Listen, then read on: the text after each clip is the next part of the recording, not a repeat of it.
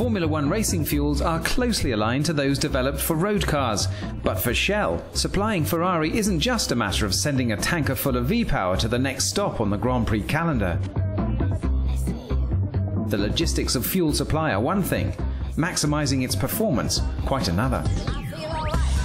We're running a continuous R&D program. It's about 18,000 man-hours per year of R&D being invested into developing our fuels and our oils.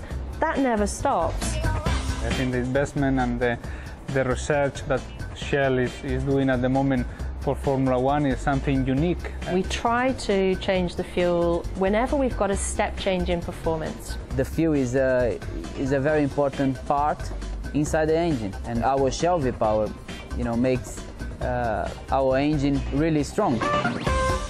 New fuels go through a rigorous development and testing process, but once they pass, it's all systems go.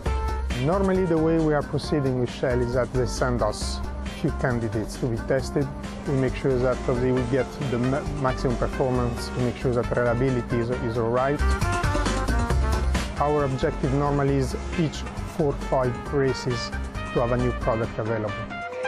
Shell could design a fuel to meet the individual demands of every racetrack, but that would make life difficult for Ferrari.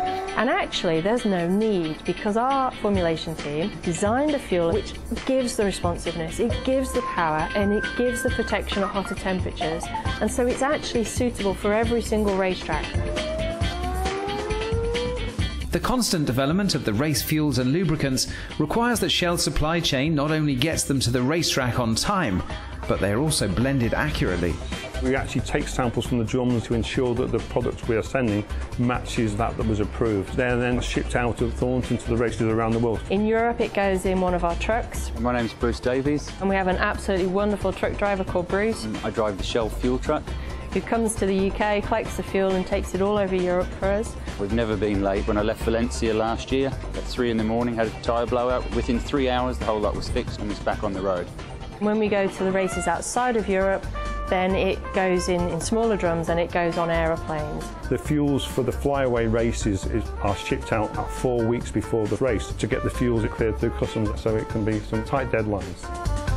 If you'd been here last week, you wouldn't have got any of our time. We've been pushing it to the edge harder this season than ever before.